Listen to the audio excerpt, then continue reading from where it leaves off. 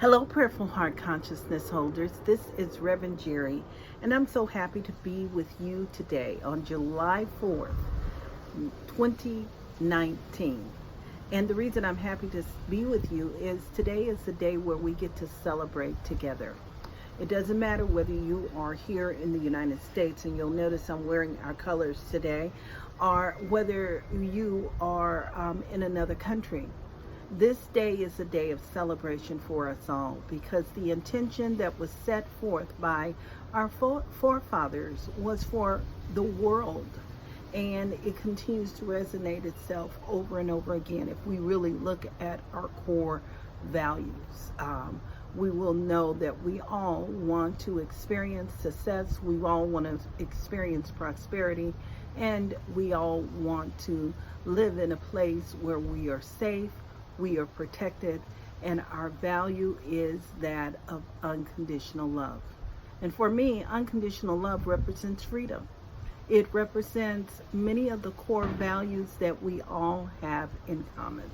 So today is our celebration, and it is our birthday also. I always like to think that we have at least 2 birthdays a year, this time of the year and our personal entry day.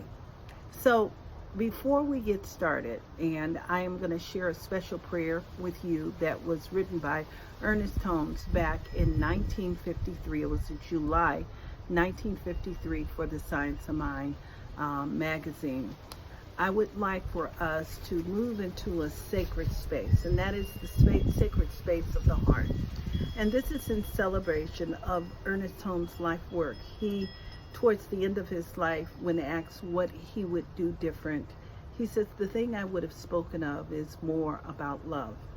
And so what we've found, and science continues to prove, is that love, there is a science to love.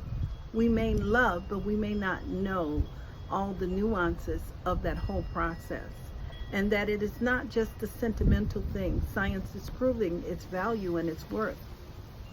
And so I'm going to invite you to join me in moving into a place of heart coherence. Heart coherence allows our body to send a signal of harmony to every part of our being. It starts in the heart, it goes to the brain and every part of our being, and it also impacts us emotionally and mentally. So I'm inviting you to join me by placing your hands over your heart and just simply breathing. And we all breathe. But the interesting thing about the breathing process is we may not know how to breathe in an efficient manner. So I'm inviting you right now to just pay attention to your breathing. Just observe.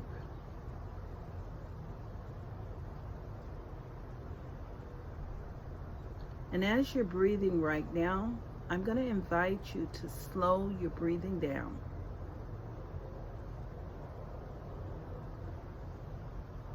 Breathe in and breathe out.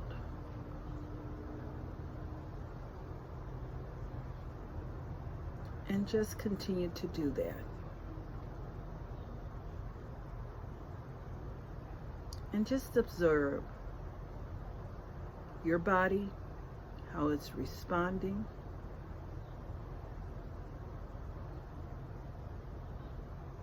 And I'm going to invite you now, and you can do this with your eyes open. My eyes are open right now. As I invite you to recall a time when you were in pure gratitude.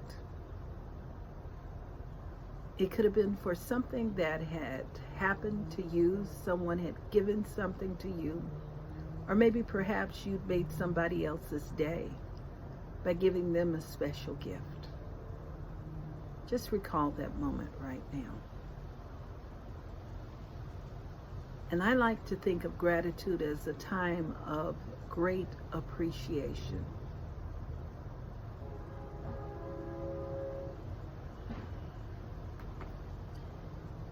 And I'm going to invite you to just bring that experience forward now in this day.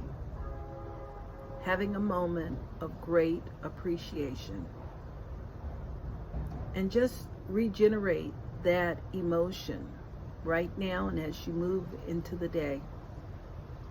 And I'm going to invite you to continue to breathe. Pay attention to the breath as I share this wonderful prayer with you. This prayer is dedicated to each one of us, and it is entitled, My Prayer for My Country. Believing in the divine destiny of the United States of America and in the preservation of liberty, security, and self-expression for all, I offer this, my prayer for my country. I know that the divine intelligence governs the destiny of the United States of America, directing the thought and the activity of all who guide its affairs. I know that success, prosperity, and happiness are the gifts of freedom and the divine heritage of everyone in this country, that they are now operating in the affairs of every individual in this country. I know that divine guidance enlightens the collective mind of the people of this country, causing it to know the economic security that may come to all without loss of either freedom or individual self-expression. I know that no one can believe or be led to believe that personal freedom must be surrendered in order to ensure economic security for all. The all-knowing mind contains the answer to every problem which confronts this country. I know that every leader in this country is now directed by the all-knowing mind and has the knowledge of a complete solution for every problem. Each is impelled to act upon this knowledge to end that abundance, security, and peace shall come to all. And I know that this spiritual democracy shall endure in guaranteeing to everyone in this country personal liberty, happiness, and self-expression. And so with that in mind, I'm simply knowing that the words that have been spoken are words that are eternal. They continue to expand and enlarge itself in its own perfect and unique way.